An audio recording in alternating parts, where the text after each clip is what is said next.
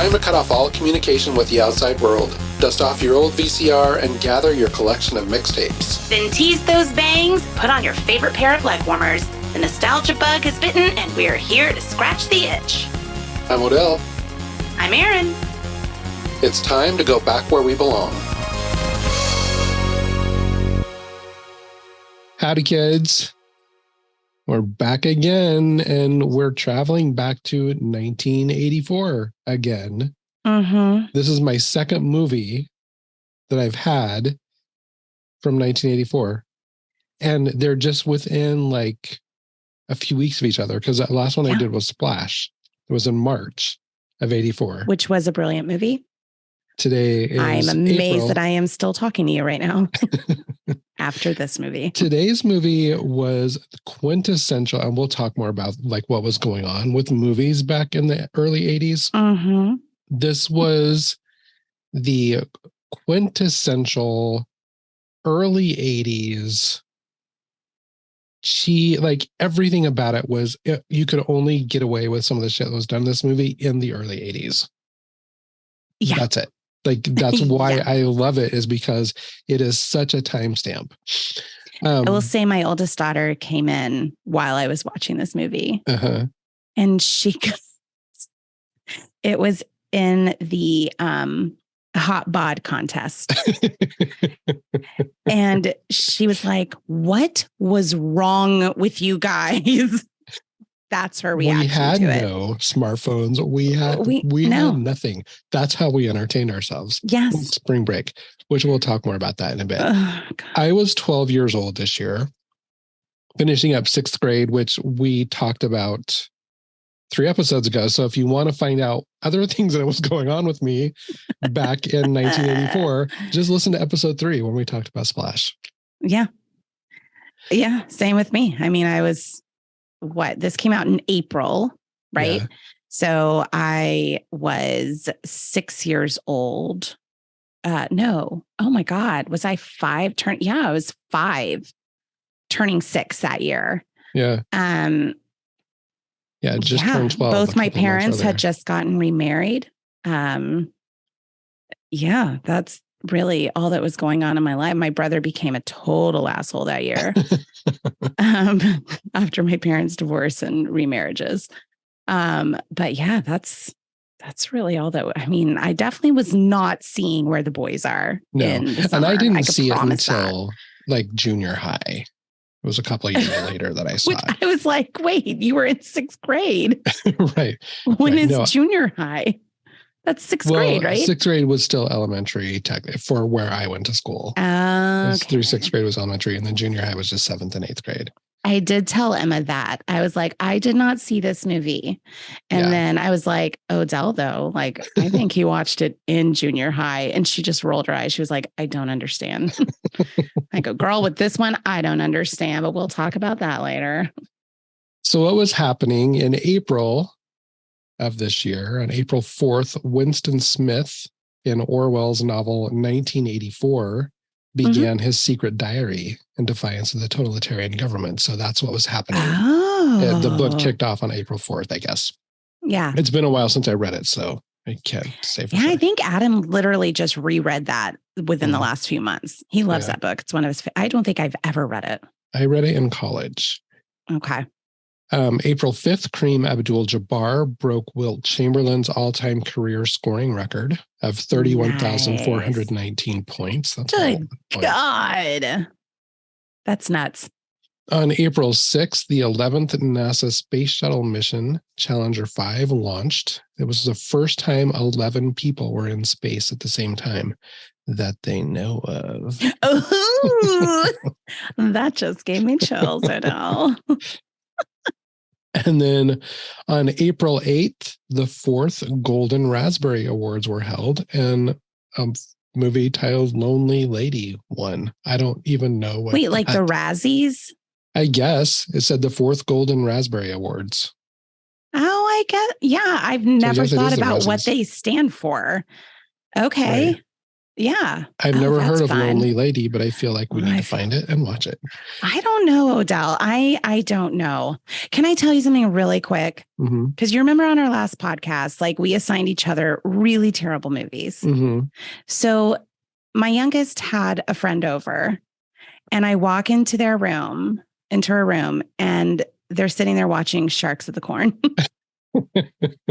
It is now on our Halloween rotation. See? So this just reminds me of, okay, so we're going to watch like a movie to deliberately take our time that we'll never get back, that is guaranteed to be terrible. However, I say that and then realize, yeah, my kid still watches Sharks of the Corn. Right.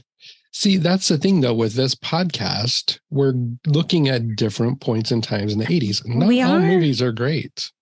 No. Even some that I loved back when I was a kid that I can realize they were shitty movies, but they had an impact on me. Yes. There's absolutely. a nostalgia aspect. And that's the whole point of this, is reliving that. Yes. Regardless of how shitty these movies are. And there are several that I haven't seen that I wonder, had this been one that I hadn't seen, but I'd seen like one of the other horny teen movies from the 80s, would I be able to compare it to one of those other horny 80 teen movies from the 80s that I saw and remember seeing and have that impact and think of it from that point of view? Or would it just be from my standards now? Right. Which is interesting. Well, and that's what I think we'll have with this movie, because I did not see this way back when. You did. So you have the nostalgia factor. There's a nostalgia factor, but also just what was going on in the world at the time. You know what I mean? Because it's such a timestamp. Yeah, it's such a timestamp, which I've got some statistics and stuff later. Well, and I did read an article that it was like 20 80s movies that could never be made today. Yeah. This was not on the list and should have been on the list. But I think this is one that kind of fell off the radar because there was such an influx of these horny teen sexploitation movies in the 80s that this one just kind of, plus this one was told from the point of view of the girls, where all the others were from the point of view of guys. That is very true. This is kind of like an early Bridesmaids, except for it didn't tip the thing on its head because there wasn't any real depth to any of these movies, So it was like, hey, we're going to be feminist about this, but then there wasn't a whole lot of worthy content to even make an impact on anything. Oh, 80s. I love you so. So something else that was going on April 9th, we had the Academy Awards were held. I loved picking these March and April movies because they get Academy Awards, Golden Globes, that kind of stuff. And those were later in the year than they usually are now. Right now they're in like February. January, February. It was like March and April. So the Academy Awards were held on April 9th. Shirley MacLaine won Best Actress for playing Aurora in Terms of Endearment. I'll never forgive you for making me watch that movie. Go on. Robert Duvall won for Tender Mercies. Terms of Endearment won Best Picture. Jack Nicholson won Best Supporting Actor for Terms of Endearment. And Linda Hunt won Best Supporting Actress for playing a Chinese man with dwarfism named Billy Kwan in Year of Living Dangerously. She is the first person to win for playing a character of the opposite sex. There is so much wrong with that. Everything wrong with what you just said. Everything was wrong. Yes. That is, I cannot believe. I mean, when you look at that, then you understand how like these horny sexploitation movies were made at the same time. Like, of course they were. There were no boundaries. No. None. None that anyone cared about. Well, and Ronald Reagan was president of the United States at this time. He was voted in, I think, in 81 and then officially took office in 82, if I remember correctly. Margaret Thatcher was the prime minister of the United Kingdom. Fashion-wise, women were wearing long sweaters with fishnet stockings and fingerless gloves, or jumps were very popular, the flare leg jumpsuits. Oh, yes. Oversized I remember scarves. The long sweater dresses. I loved me a good sweater. Yes, I loved a good sweater dress. I need to bring that back. Mini skirts were big, stirrup pants, spandex shorts. Men were wearing Hawaiian shirts, flannel, shell suits, and wool sports coats. Shell suits? What is that? I think they were those, like they were the pastel colored suits. Oh my They were God. very boxy looking. Oh my God. Oh my God. The 80s. If you're playing video games, you're probably playing Asteroids or Pac-Man or Missile Command or Donkey Kong. Oh my God. You just, oh my God. Yes. If we're talking Atari 2600, ColecoVision. Yes. Types of games. I found an arcade here where you can buy like, it's like laser tag and miniature golf and all of that stuff. And you can buy like a day pass, where you can play those as much as possible. But then in the arcade, you can play as many games as you want, but only of the classic games. And they think they're like, oh, they're not going to want to just play Donkey Kong. And I was like, bitch, dare me. Watch me play Miss Pac-Man the rest of the day here. And it was all free. And you could just keep playing those old classic Astro. Oh.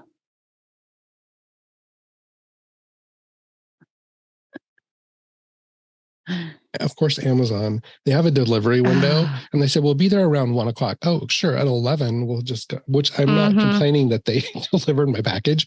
Right. But come on, I set a just delivery window of like around when I'm going to be recording and then they just bring it early. Okay. Anyway. So yeah, they had like centipede. Is that what it was called? Oh God, yes. Centipede. There was centipede, where it was like millipede. Yeah. Oh my God. They had that. I was in heaven that entire day. Yeah. I mean, I did not want to play like the shoot 'em up game. Yes, there was Cubert. I love, oh my God. I didn't even think, I don't remember that being there because I totally would have played that. Frogger. Yeah. Oh, Frogger used to stress the fuck out of me, but I love that game. Frogger is but you know what? I can cross any fucking street because of Frogger. But can you jump on the crocodiles and the logs? I have not mastered that like 500 miles an hour. Those stressed me out. Those really stressed me out. Yeah. Donkey Kong actually stressed me. I forgot how stressful that one could be. Especially when you get close to him. Yes. Very, very extremely stressful.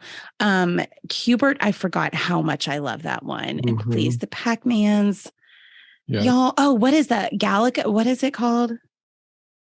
Galaga? There is Galaga, but I forget what Galaga was. Yeah, I can't. Oh my God. And there was like the asteroid one where it had like the little, like almost like an arrow thing that was your plane that you were going across. All you should do is go back and forth or up and down. Yes. And so you just hold down the button to shoot, but then you'd overheat. Yes. And then they drop these missiles that are like, you can't, oh my God, just those games. I love games now. You cannot, for me, beat the games that were on the old gaming systems, like when they first came out. Even just Pong. Do you remember Pong? You just had the two lines and the ball, and you just move your things. I can still hear it hitting. Oh my God, so good. Okay, I love it. Continue. Other popular toys of the time included Dungeons and Dragons, which I never played, but I do remember there were so many commercials and daytime TV about the dangers of Dungeons and Dragons because it was played into that satanic panic.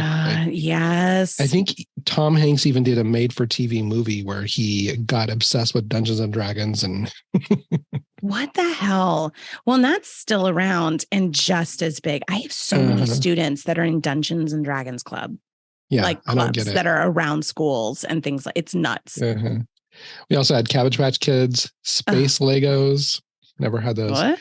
And My Little Pony became big. I love me some My Little Pony. Yes. I loved My Little Pony. What a great message of friendship. We also had amazing music, per usual. Yes. Top 10 songs this week included at number 10, Hello by Lionel Richie. Isn't me you're looking for? Number 9, Oh, Girls Just Want to Have Fun by Cyndi Lauper. Oh, God, I love it. Number 8, The Sexy Adult Education by Hall & Oates. Oh, God. Number 7, Miss Me Blind by Culture Club. Number 6, Automatic by the Pointer Sisters. Number 5, Jump by Van Halen. Yes. Number 4, Here Comes the Rain Again by Eurythmics. Love them. Number 3, Against All Odds, Take a Look at Me Now by Phil Collins. Look at me now. Number Nice. 2, Somebody's Watching Me by Rockwell. Somebody's watching me. So and good. then number 1, Footloose by Kenny Loggins. I'm gonna lose, Footloose. Can't go wrong there. I mean, how do you not automatically do the Footloose dance? Right. Even in your chair, You have to. you start Yeah. bouncing, kicking your legs. You have to. But after looking at the top 40, I'm adding for my first song, Back Where You Belong by 38 Special in honor of our show, Back Where We Belong. Little 38 Specials, Back Where You Belong as my first pick. It was at number 39 that week. I love it. Can I say which one I want to add? Yes, please. Okay. I want to add Hold Me Now, Thompson Twins. Love it. I love that song. I did too. I saw them in concert, but there was only one. It was just a Thompson. So it was like just a Thompson. That's it. It was really good. He opened for B-52s and Boy George. So it was, I mean, they were lovely. And I mean, or he was, I don't know. I was very confused. I was very intoxicated. And I was like, I don't get it. Did they still call him the Thompson Twins? Yeah, it was the Thompson Twins, but there was only one guy up there. Oh, you feel there like was no other twin. The other one on a but then I something. think he had like his daughter up there or his son up there with him playing an instrument. So it was nice. Yeah. But it was only a Thompson. So that was weird. But it was number 11. It almost broke into the top 10. It's number 11. Well, typically, if we can, we'll pick a song from the movie. So I went through the soundtrack and looked on iTunes. The only song I could find was Lisa Hartman's Where the Boys Are, but I didn't like it. And I feel like that would just slow the playlist to a screeching halt because you're right. Our playlists are banging. Let me tell you, I listened to them while I was working the other day. They're amazing. And I was dancing in my chair while I worked. They're amazing. Because you know the words of every song that comes up. It's just a good mix. So instead of adding that one, I'm going to add You Might Think by the Cars. Oh, very nice. Yes. It was that or Holding Out for a Hero. And I thought you were going to choose Holding Out for a Hero for sure. So which I think, I mean, this was like a huge year for movies. I am going, because obviously I want to do Holding Out for a Hero. And there are a few others. I mean, like when I was looking through these, I was like, I don't know what to pick. Yeah. Because there are quite a few. Options. So I was like, I can always do these later. Yes. Absolutely. All right. Our Sweet Valley High Book of the Month. We have talked about this before on Why Is Everyone Staring at Us? Yeah. It was number 7, Dear Sister, where Jessica is holding a picture of Elizabeth on the cover. The synopsis reads, Sweet Valley is stunned by the news. Beautiful young Elizabeth Wakefield lies in a coma on the brink of death after a horrible motorcycle accident. Ugh. Elizabeth's boyfriend, Todd, is consumed by guilt. He was driving and escaped unharmed. He feels totally helpless. Yep. All he can do is wait for a change in Elizabeth's condition, a change that might mean the loss of the only girl he's ever loved. But no one is more shattered than Elizabeth's twin, Jessica. As she keeps watch over the silent body of her sister, she's overwhelmed by despair. Without Elizabeth, can life go on? No, it can't. This was the one where she was literally in a coma for one chapter. Yep. Mm-hmm. And all it took was Jessica holding her hand and screaming at her, Lizzie, please come back. Yeah. I can't live without you. And then she woke up, but then she started acting like Jessica and gave Jessica a taste of her own medicine. Yes. And Jessica did not like it. No, but there's also, she wrecked on a motorcycle, just like their cousin Rexy. Yeah. Rexy, who was in a wreck. Because Crunch McAllister hit them in Crunch got Rexy in a wreck van. Yeah. Oh my God. You cannot make this shit up.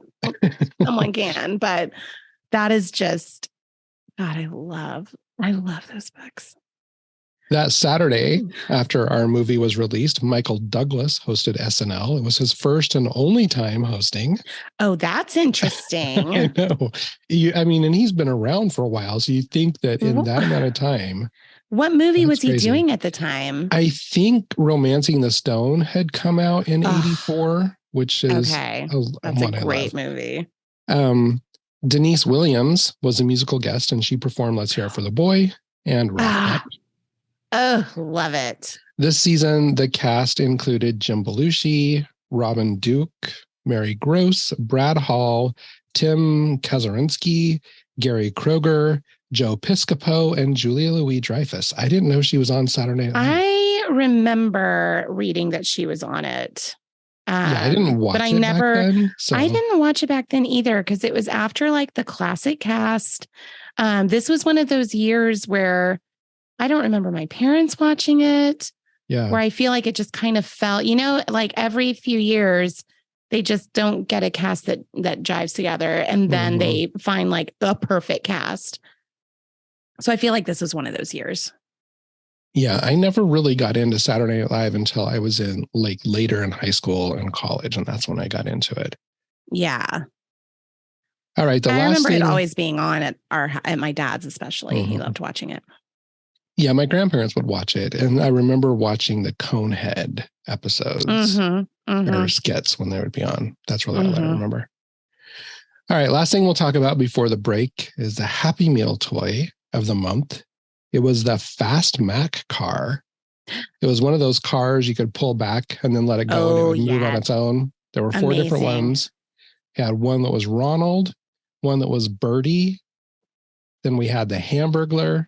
And then the Big Mac sheriff dude. Who's Birdie? I remember she was a bird. And she was like, I think they introduced her when they started serving breakfast at McDonald's. She was like the early bird. Okay. And so she represented the breakfast thing. And so, but she had the goggles on her head and, Oh.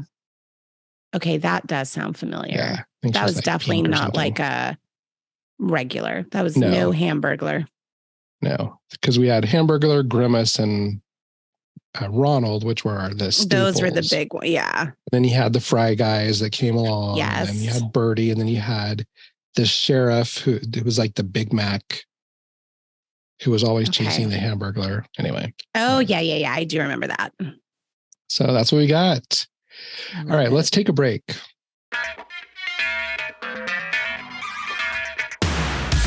Four college co-eds, virginal Jennie, outgoing Carol, wealthy and spoiled Southern belle Sandra, and horny Lori, travel to Fort Lauderdale for their Easter week of spring break and become involved in a series of adventures and misadventures, which include the naive Jennie being pursued by musician drifter Scott and Sandra's snobbish musician cousin Camden. Meanwhile, Carol is seeking a break in her relationship with a jealous Chip who follows her down to Florida. Sandra pursues a romance with local policeman Ernie, who arrests her on the first night for being drunk and disorderly, while Lori just seeks any man she can get her hands on.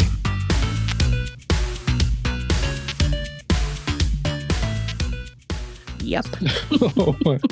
Where the summed boys it up are. Right there. Thanks, whoever wrote that on IMDb. Where the Boys Are was released on April 6th, 1984, just in time for spring break.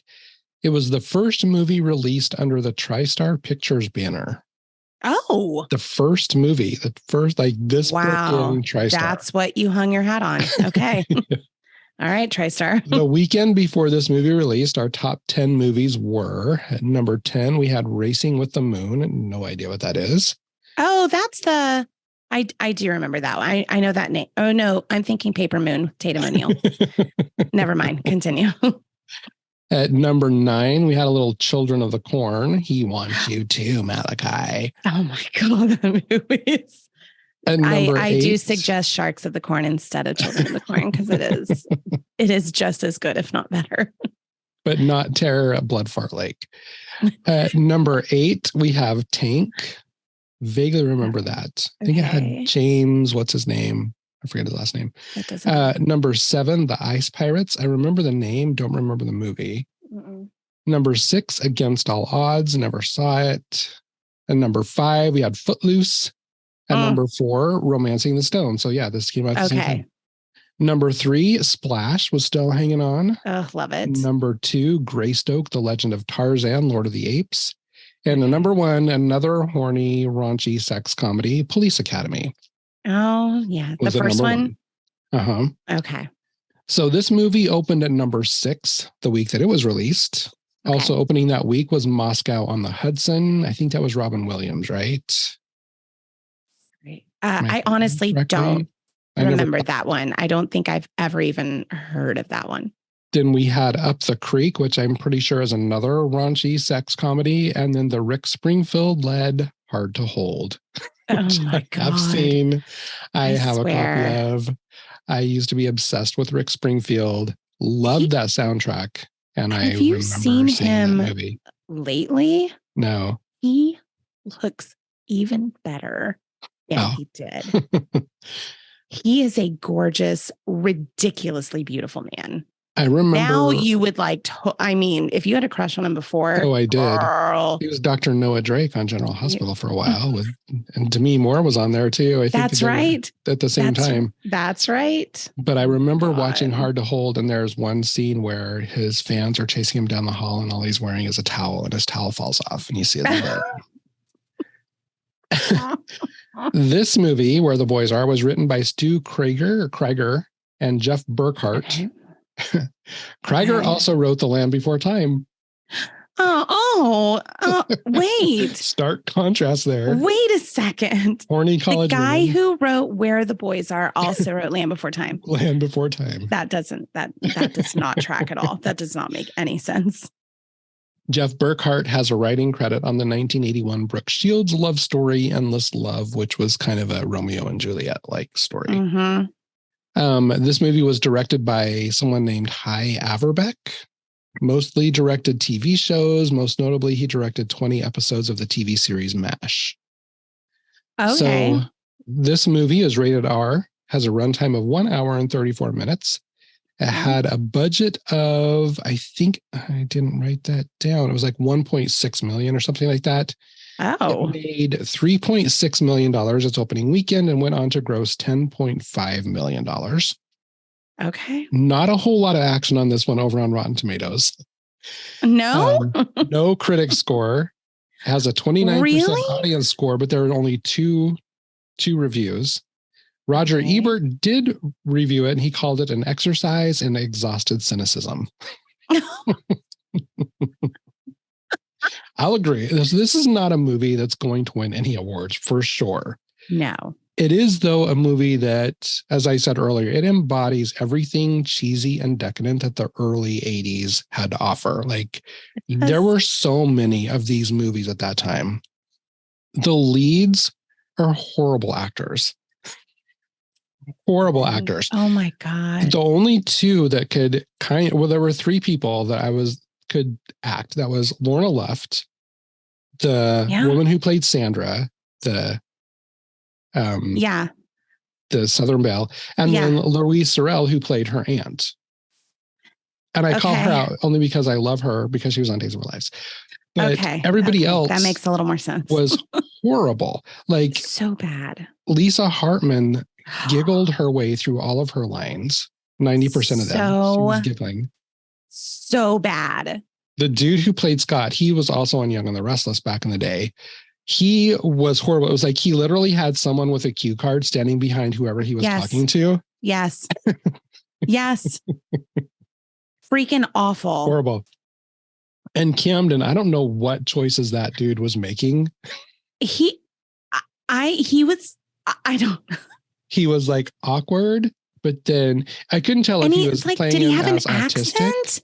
Kind of, because he lived in France. So he's like, he was trying to be uppity, but then he was also seemed a little awkward.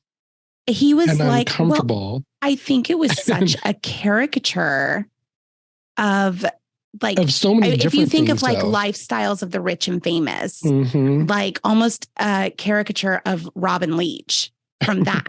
Right. You know what I mean? Where it's like, do y'all think that's how this goes? Yeah. It's like he changed his character, though, every step of the way. Like, he wasn't really sure who he was. No. No. But the purpose was just to show horny college kids getting it on. Yeah. I remember when I first saw this, I was like 7th or 8th grade.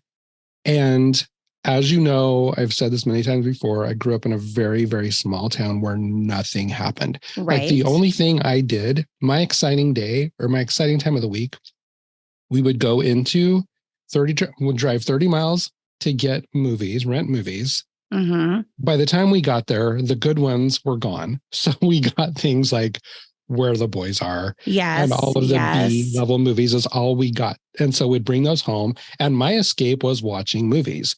So seeing this, I saw this group of girls going off to party. So in my head, I'm like, this is a rite of passage. When I get to college, I'm going to go to Fort Lauderdale. Like that was my aspiration. I wanted to go to Fort Lauderdale. And is Fort Lauderdale even like a party place anymore? Not anymore, but back in the day, that was like it was the place. The place to go was Fort Lauderdale. That was the spring break place. Okay. So the movie contains lots of bad fashion, 80s hair, lots of raunch, but movies about horny high school and college kids were huge at this time. Yeah. Called them the teen sexploitation films of the early 80s. Just a year before this movie was made, a movie titled Spring Break was released.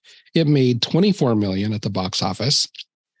Revenge of the Nerds was released this same year in 1984. Another huge success. It grossed that over was on the $40 list. Oh my gosh. That was on the list of movies that could never be made today. It's horrible. It is so bad. Yeah. I mean, it's racist, sexist, homophobic. There's so many things wrong with it. Horrible. Yeah. It's cringy to watch now. Yep. But I remember laughing my ass off at that movie. Yeah, but I haven't seen it probably since since I saw this movie back in high school. I have not seen it since, late 80s at the latest. Mm-hmm. Or at the early, The Porky's franchise started in 1981. The first movie grossed over $111 million. So people loved these raunchy, horny, no plot, horrible writing, bad acting movies about teens having sex. Within this time frame, we also had Animal House, Hard Bodies, Summer Resort. The difference with most of these is that Where the Boys Are focused mainly on 4 women, where all the others that I mentioned were driven by male main characters. Now, this movie it was the Sex and the City of its time. It was. And we can almost kind of see, like, Lori would have been Samantha. Oh, yeah. Carol would have been Miranda. Sandra would have been Charlotte. Yeah. And Jennie was Carrie. Oh, yeah. Totally. But the movie starred Lisa Hartman, now known as Lisa Hartman Black, because she's married to country singer Clint Black. And has been forever. Mm-hmm. She was pretty big on TV back then. She was on Knots Landing. She had a brief music career, but she plays virginal good girl Jennie Cooper. We also had Lynn Holly Johnson, who played horny Lori Holden. I knew her best from Ice Castles because she plays this young ice skater who goes blind after an accident, and Robbie Benson helps her learn how to skate again. I just remember the theme from Ice Castles. I used to play it on the piano all the Through time. the Eyes of Love. Yes. Beautiful. Through the Eyes of Love of a blind person. It's like in that, what is that movie or that show? It's like a sideshow when the Siamese twins sing I Will Never Leave You. Of course you won't, bitch. Through the Eyes of Love. Girl, you blind. Oh my God. I can't with it. But she was also in Watcher in the Woods, the Disney movie with housewife Kyle Richards. Kim. No, it was Kyle. It was in that one. Kim was in Kyle was in Watcher in the Woods. Kim was in Escape to Witch Mountain. That's what it is. Thank you. Okay. I knew it had something to do with like a landscape. Then we had one of the best ones in the cast, Lorna Luft. She's Judy Garland's daughter. She plays No Nonsense Carol. We best know her as Paulette in Grease 2, which she did a couple of years before this. And then also Christopher McDonald, who was in this, was also in Grease 2. I cannot believe he's one that I always recognize. And I'm always like, why do I know him? Like when I see his younger self, I'm always like, why do I know him? And every time I find out it's Christopher McDonald, I'm like, what? That is crazy. Yep. And then rounding out our 4 friends, we have Wendy Schall play as wealthy Southern belle Sandra. She did several other movies in the 80s. She had parts in Inner Space, Batteries Not Included, and The Burbs.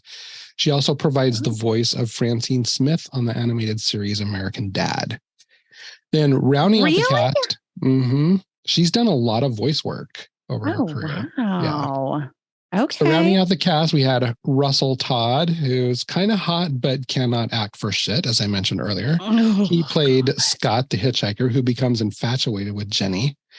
We had Daniel McDonald, who played Camden Roxbury, a famous composer and pianist, and Sandra's cousin, who not sure what was going on with him. No. Christopher McDonald, as I mentioned, was Tony, a member of Scott's band, and I have to call her out, Louise Sorrell as Barbara Roxbury, Sandra's aunt and Camden's mom. And I only call her out because she would later go on to play Vivian Alamine on Days of Our Lives. Very diabolical. One of my favorite characters on Days ever. Okay.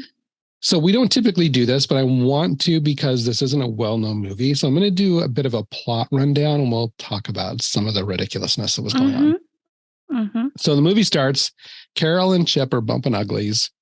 And then after they get done, that opening shot of them bumping ugly. Girl, if that is how you bump uglies, we are not bumping uglies. There's no thrusting. It's really like it's like he's rubbing on her. He's just wiggling, like doing. Yes, he's just wiggling.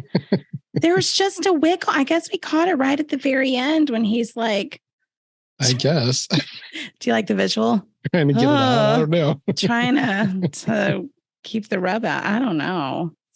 But she breaks the news to Chip that she's not going on the couple ski trip to Vermont with him. She's going to go to Fort Lauderdale with her friends. They've been together 5 years. She feels like she needs some space.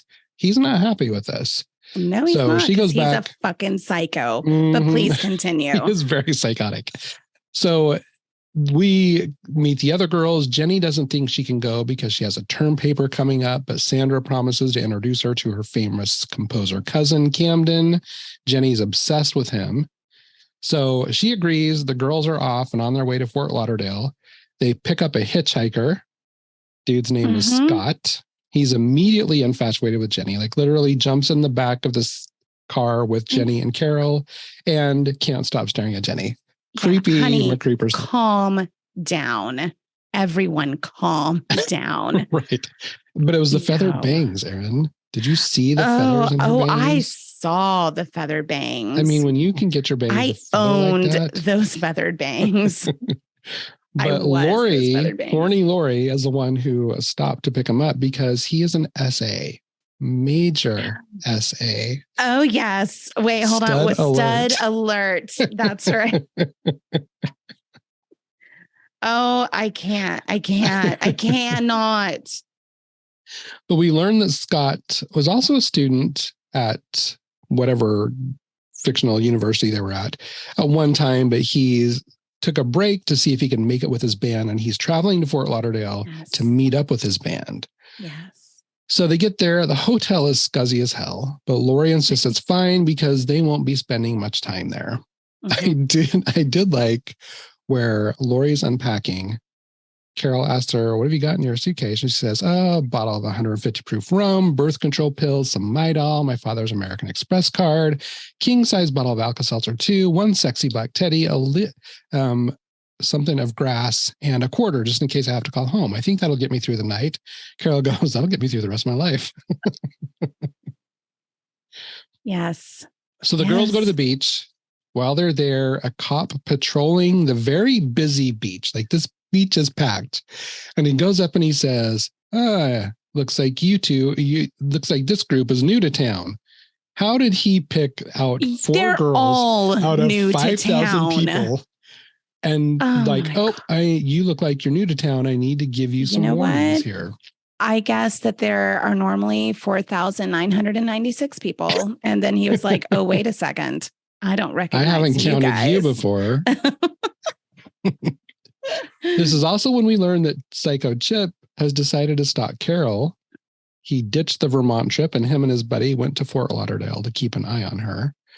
Oh my God. Later, the girls go to a bar where they meet Sandra's aunt, her aunt's friend, who was this woman that was like just everywhere that Sandra's aunt was. I used to think they were lesbians.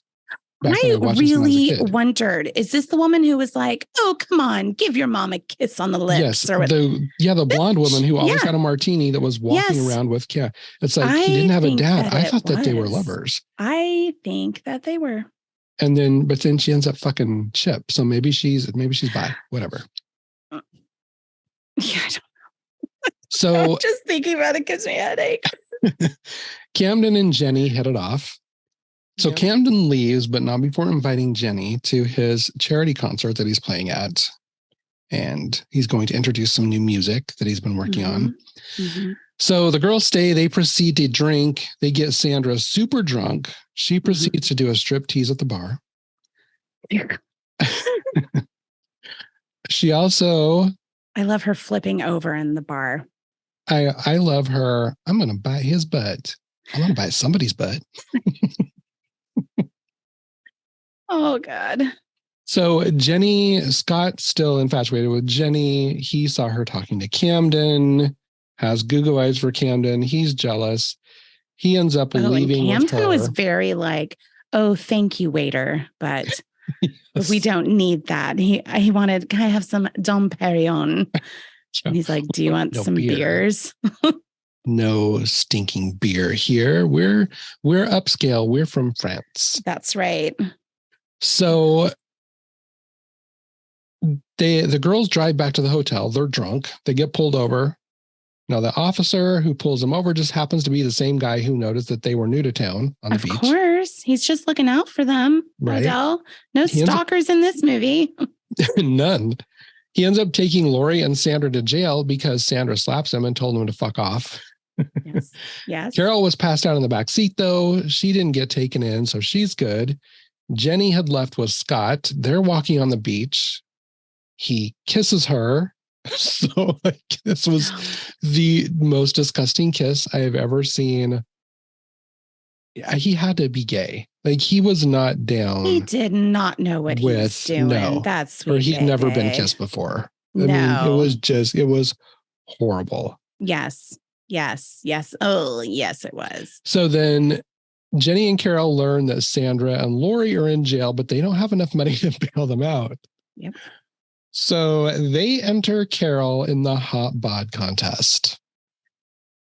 Now, they say that they're looking for boobs and brawn. Carol has no boobs. Oh. But yet they decide they're going to enter her because she's had dance training. Yes, because that is exactly what matters in a hot bod contest. Right. So she gets up on the stage, starts dancing with some dude who is basically just marching around the stage, shaking his head. And she's doing these ballet moves, but ballet moves that I would do when I was a kid when I didn't know what ballet was. Yes. But Chip just happens to be passing through looking for Carol, and he sees her up on stage, and this is a big no-no. Carol ends up coming in second because the couple that went after them, the guy lifts her up on his shoulder. She takes off her bra, flashes her titties. Yes. So they win. They only got second place. That is what Emma came in on. And other thing she asked, she was like, that's public indecency. Who's going to arrest her? And I was like, honey, she's not getting arrested. Why? She's flashing everyone. You can't just do that. And I was like, some places you can. If it's spring break or Mardi Gras. Right. Anything and goes. How about the dude at the top of the hot bod contest with the first couple who had the cucumber that he flipped between his legs? I can't. Odell, some of the moves in this hot bod contest, if you were down here, we would create a video. We would absolutely create a video because this was for YouTube. Incredible. It was pretty bad. It was insane. It was so bad. But while the hot body contest is going on, Camden shows up to invite Jennie. I love how he just knew where she was. He just got in his boat, drove up the canal, got off where the party was and walked right up to her table. In the sea of 5,000 people. Yeah. It's going to be right there. I guess it was like the cop knew that they were new to town. Camden knew exactly where they were. Chip knew where to find Carol. Like it all. Yep. Everything's just perfect. Wow, we didn't even have like iPhones to ping or anything. No. Find my phone was not a thing. So he asked Jennie to come to his mother's pool party. Scott overhears. He decides he's going to throw a wrench in the plans. Here's what I don't understand. One of the things. Scott couldn't afford money for food for the band. Yeah. But he could afford to pay a dude to fly a plane announcing the party so they could crash. Yeah. Yeah. Yep. I mean, you know, he's got his priorities. I mean, he's got his little savings account for a rainy day. We don't need to eat. I need to hire a plane to you know what? I've got to screw up these plans so that I can win Jennie. Now, so Carol ends up getting second. They only have enough money to bail out one of their friends. So they get there, they flip a coin. Lori wins. Sandra has to stay, but the police officer feels sorry for her, decides, you know, you've done enough time. I'll let you out. They end up going out for a drink. Meanwhile, Lori's had This is abuse of power, by the way. Continue. Lori's had her eye on this He-Man. She wants a He-Man bow hunk bodybuilder.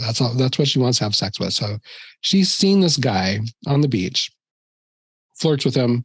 He finally comes up, gives her his address and tells her to meet him. They have an appointment. So she does. She gets there, finds out he's a male sex worker. He feels violated. She tells him to drop his pants because if she's gonna pay for the meat, she needs to see what she's paying for. He drops his drawers. She laughs, tells him, I'll see you in small claims court, and then leaves. Hardy har. Oh, Lori. So the rich people pool party gets overrun by drunk spring breakers in true 80s fashion, complete with an 80s band and a cello. A stand-up cello. It wasn't it earlier at the bar that we saw the stand-up cello on the ground and he's like laying, girl. Yep. Girl, that is no way to treat a cello. Nope. I feel like, back then, seeing this, I thought that more bands had cellos. It seems like every 80s band had a stand-up cello. Yeah. Every single one. Yep. And music videos too. Yes. But Cameron and Jennie escape to his room to get away from everyone. She inspires his final piece that he's been working on with Scott's help because he tells him he needs a different note or something. I don't remember what it was. Sandra and police dude have a lovely night, even though he's married, but separated, and he has a kid, but she's in love. So the girls go to Camden's concert, except for Sandra, who's waiting at the hotel for a policeman to call her. The epic finale that will never not make me laugh hysterically. Camden has his concert, plays the piece that Jennie inspired. Yeah. But Scott and his rock band managed to roll onto the stage. Yes. And they do a band battle with Camden in his tuxedo at the piano and Scott and his band playing along with Cameron. And Scott sings, I love you, Jennie, come to me. And of course, this changes her mind.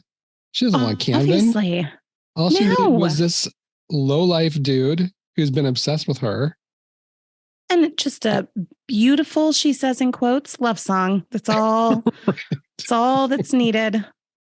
And then you get one more awkward kiss and her looking at him, like the look on her face never changed. Nope. That I can't. And with the soft focus light. And she looks like she has to fart, really, is what it looks like. Yes. It's like, I'm sitting here with my friends and I don't want to fart because it's going to be really stinky because I had chili for lunch. Yes. But this dude's singing to me and he's looking at me and I can't get up and walk away. So I'm going to sit here, pucker up and wish for the best. Just tighten that sphincter, girl. That is exactly what she looked like. So bad. I love you, Jennie, is all it takes. Yeah. And Jennie realizes Scott's the one for her. Sandra learns that the police dude is kind of back with his ex-wife. She breaks up with him. Carol and Chip reconnect and realize that they love each other. Worse. Even though he's completely psychotic. Lori ends up fucking Camden. Yeah. And then the girls leave. Yeah. Like, go back to school. Yeah. Nothing to it. I mean, just a good old fashioned spring break. Good old fashioned spring break with a band battle to beat all band battles. I mean, yeah. I feel like in the 80s, that was a thing. Yep. You had the 80s montage. Like you had a band battle. You had a dance off, something. Yes. I felt like my life when I got to college, I was a little disappointed because I never once had a dance off. Never once got involved with a band battle, nor did I see a battle of the bands. No. For Someone's Love. I feel like I never saw a spontaneous one. Nope. Never been a spontaneous battle. I feel like I didn't go to Fort Lauderdale. I feel like I need to do over. Let's do it. Let's go to Fort Lauderdale. Let's do it. I mean, it's not a party town anymore. It's probably perfect for us. Right. Low key. I'm sure we could go to a lovely, like, dueling piano bar instead of our battle of the bands. Only if you sing I Love You, Jennie, Come to Me. Oh, done. Would have been better if it had been I Love You, Jennie, Come for Me. Oh, that would have been better. That totally would have been better. How about we take a quick break and then we'll come back for a little more. Okay.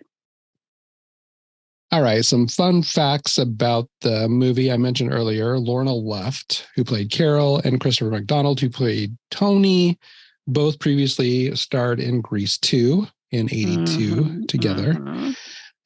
Michelle Pfeiffer, Timothy Hutton, Patrick Cassidy, and Ursula Andress were offered roles in this film. And I guess they offered Timothy Hutton a role because he was a son of Jim Hutton, who had co-starred in the original Where the Boys Are in 1960 with Connie Francis. Oh, that would have been interesting. They had also I love Timothy Hutton. They also asked Jim Hutton and Connie Francis if they'd make cameos in this movie, but they didn't. They said no. Russell Todd, who played Scott, I mentioned he was in Young and the Restless. He was also in Friday the 13th Part 2, and his character was also named Scott in that movie. I do remember him. Okay, I do remember him. He's the dude who gets caught by the ankle and then gets his throat slit. Yes. I do remember him. Okay. It's those eyes. He had fewer lines. Those blue eyes are. He's a very handsome dude, but he just cannot act for shit. No. So our first line of the movie, we forgot to do first line last week, by the way. I realized that. Fire. Yeah. But the first line of this one was, "Oh, that was so good. Almost 5 years and it just keeps getting better." After Chip, Bones, Carol. Yes. The last line of this one, "I'm Scott Nash. I'm heading to Penmore to be with a girl I love." How's that for amazing dialogue? I mean, those are probably two of the best lines in the entire movie. I think "I want to bite somebody's butt" was the best line of the entire movie. Or the song "I Love You, Jennie." I really wish I could find that song because it is so cringe. Can you not find it anywhere? No. Damn it. I was laughing so hard I was crying because I knew the Battle of the Band happened. But I forgot how ridiculously 80s it was. It's classic 80s. Yeah. And this is, like I said, this is that movie. You can only do it in the early 80s. It only fits there. Yes. You could not remake it today because no one would care. No one would. After Sex and the City, after we've gotten like the female perspective on things, right. No one would give a shit. No. But what I want to do is I want to do a little put yourself in the movie. Okay. But it's you, Aaron. You, 18-year-old Aaron. Yeah. You are going to Fort Lauderdale with these 4 women. Ooh, and I'm having to think, is 18-year-old Aaron? Yes, 18-year-old Aaron. Oh, shit. Okay, that just changed all of my answers. Go on. So you're driving in your car. Yeah. Lori wants to stop to pick up the hitchhiker because of the essay. Stud alert, major essay. Yeah. What are you doing? Even back then, I would not have done that. I'd have been like, this is how people die. No, absolutely. You know why? Because my dad actually lived by a prison farm. Right. And they have all those signs that are like, do not pick up hitchhikers, may be a prisoner, blah, blah, blah. So I grew up seeing signs like that. So in my mind, you do not pick up a hitchhiker ever. And if you've seen any 80s horror movie that has a hitchhiker in it, they are going to kill you. Exactly. So even then, I mean, I would have made very stupid choices back then. That is one that I can confidently say I would have been like, okay, we're done. Like, no, go drop me off like at the nearest bus station because I am not going to do this with this dude. Yeah, I don't know what I would have done because back then everyone hitchhiked. It was like such a thing to hitchhike back then. My grandmother. That's the difference between our few years. Yeah. Like that really is a difference. My grandmother picked up a woman because, I mean, she had a cowboy hat on. So my grandma was like, oh, she's a cute little cowgirl. And she was younger. And it was like me and my sister were in my grandmother's car and she stops and picks up a hitchhiker. No. With kids in the back seat. Yeah. No, absolutely not. And honestly, like they tell you, like the ones who look all that innocent and stuff, those are really the ones who are going to kill you. Mm-hmm. Absolutely not. I wonder if like that girl that we picked up, she was, I wonder where she was going. And I wonder if like she ended up getting murdered somewhere.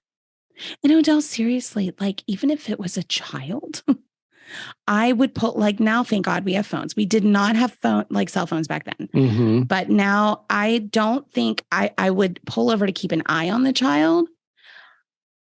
I don't know if that she could just be a ruse, Right. There could be the mom or dad hiding somewhere. That's the first thing that would come into my mind is like, okay, where there's someone hiding that's going to kill me. Yes, exactly. I'll call the police. It's like if you see a cute little, bear cub in the woods, they tell you don't go near it. That's when you run. Right. Okay, well, I see a child on the side. Girl, I'm booking it. Mm-hmm. All right. So you've made it to Fort Lauderdale. Y'all go out. You're at the bar. You're drinking. Sandra's getting drunk. Lori's getting drunk. Carol's getting drunk. What are you doing? I'm getting drunk. So Sandra's up dancing on the bar, taking off her clothes. What are you doing? I'm up there on the bar with her, taking off my clothes.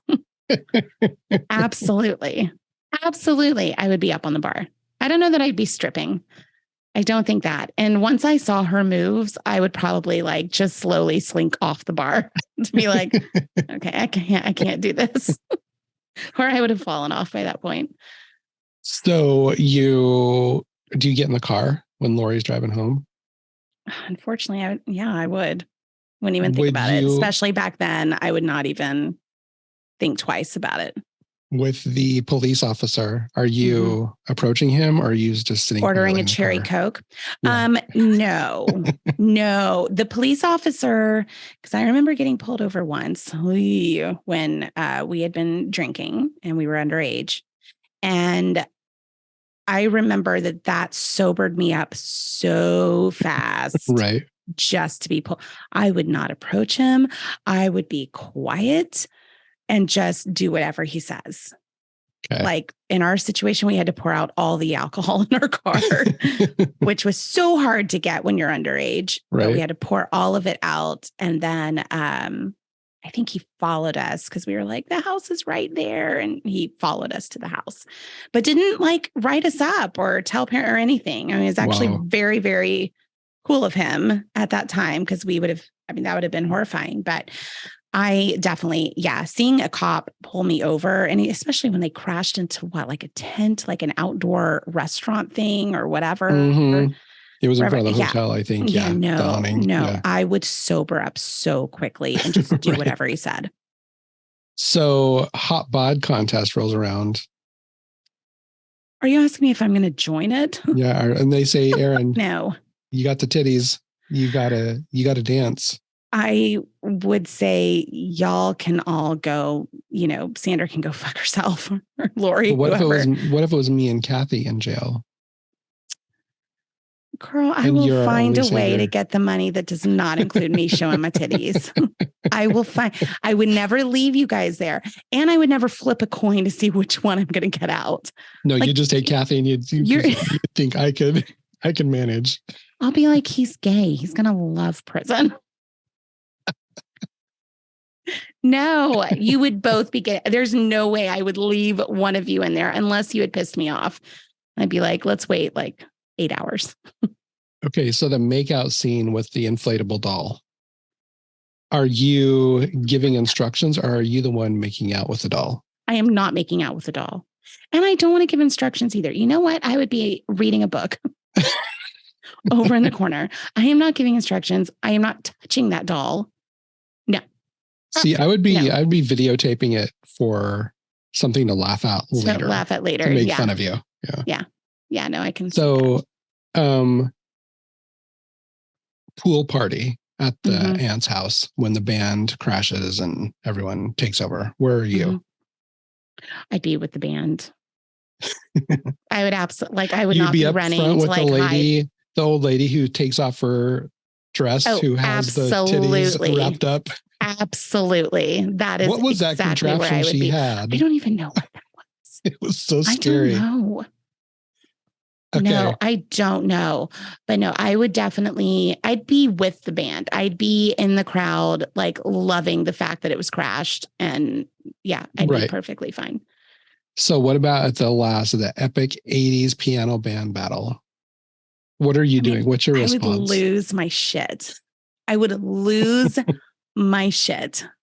And I would know that if Jennie chose anything other than her walking the fuck out of that place, that we would no longer be friends. No, we're not friends. But God, I would never stop laughing. I would never stop laughing. It would be something that I would repeatedly bring up even after we graduated school, at all reunions. Every time we got together at your wedding, I'm going to stand up and toast you and talk about that. It would be, the story of my life. The rest of my life, if we're hanging out, you know what's going to come up? Do you remember that time? There was a battle of the bands and that stupid hitchhiker stalker sang to Jennie. Oh my God. Not only did he sing to you, but he also managed to set up his entire band and rolled them onto the stage around this piano player.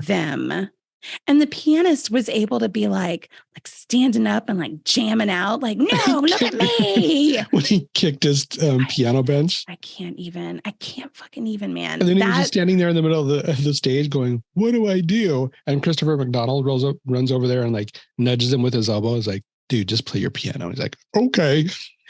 Hey, okay, I will. I'm going to show her. Pick me.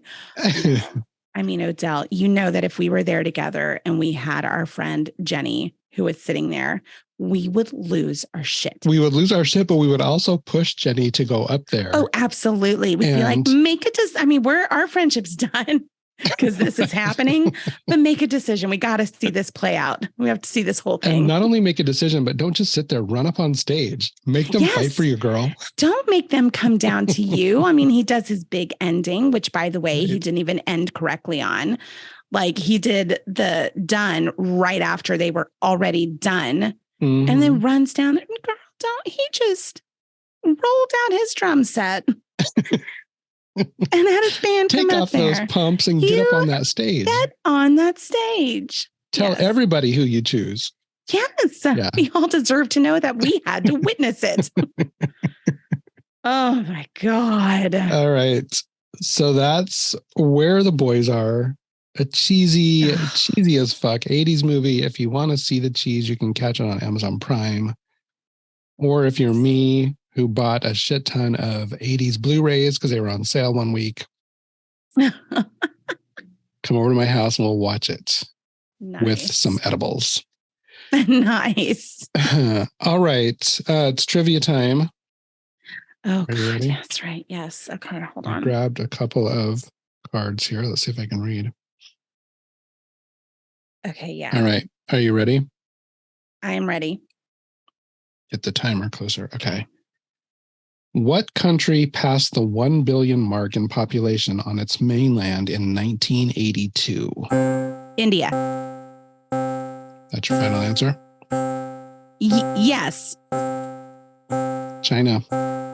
Oh, I should have guessed that.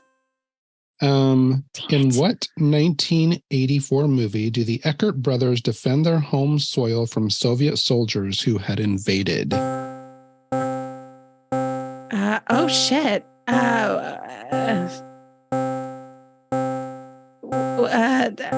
Oh, fuck. I don't know. War Games. I know Red it's Dawn. not that. Red Dawn. Wasn't that, was Patrick Swayze in that? Yes. Okay. Yes, he was. In Dang it, I wouldn't have guessed 1981, that. Mm-hmm. what country released 52 American hostages after 444 days of captivity after Ronald Reagan delivered his inaugural address? Oh, crap. Pakistan. Iran. Afghanistan. Okay, it was Iran. Yeah. Yes. We get 3 chances. Thank you. Okay, you got 1. Okay. All right. Ready? Yes. After undergoing surgery to repair a detached retina, who came out of retirement in 1986 to defeat the undisputed middleweight champion, Marvelous Marvin Hagler? Mike Tyson. Muhammad Ali. George Foreman. Nope. None of those? Sugar Ray Leonard. Ah, damn it. That was my 4th guess. Last one. Okay. Oh, I'm totally. You've turned into me. Oh God. Okay. In 1982, what Australian band posted the back-to-back #1 singles, "Who Can It Be Now" and "Down Under"? And despite that success, Minute Work. Yes. Okay. Okay. You got 2 out of 5. Okay. I'll take it. Am I still ahead? I think you are. Yeah. Because last time you're still ahead by like 5, I think. Okay.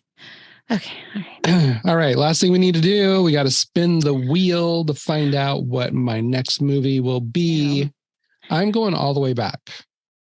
You are. I'm choosing from the 70s. So we're going from 70 to 75.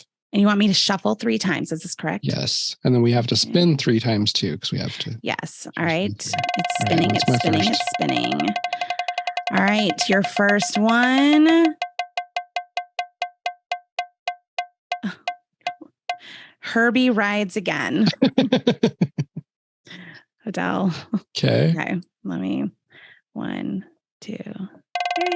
All right. Here's our next one. Let's see. It's spinning. And it is The Way We Were. Memories. Like the corner of my mind. Okay. I don't think I've ever seen that. You haven't? No. I have seen it. Is that the Hubble one that they talked about in Sex and the City? Okay. Yep. All right. The third one.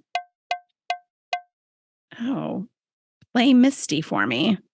Ooh, the original Fatal Attraction. Ooh, then you know what my pick is. Let's do that one. It's Clint Eastwood. Wait. Let's make sure that we can find it somewhere. Because if not, then my other choice would be The Way We Were. You've never seen it? No. I saw it in college because I had a friend who was obsessed. He was like a film buff. Mm-hmm. And it was right when, all those 90s thrillers were coming out, like those suburban type thrillers. Oh, yeah. And The Roxy Cradle, all that shit. Fatal Attraction. And we were talking about Fatal Attraction. And he's like, oh, well, if you love Fatal Attraction, you need to see the original Fatal Attraction, which is Play Misty for me. Okay. So. All right. I'm down with that. I haven't seen it since college. So. All right. So next week, Aaron is leading us in a discussion and rewatch of Clueless, one of my faves of all time. So good. And then in 2 weeks, we'll do a little Play Misty for me from the 70s. All right. Thanks for being here, kiddos. We will see you next week. Bing.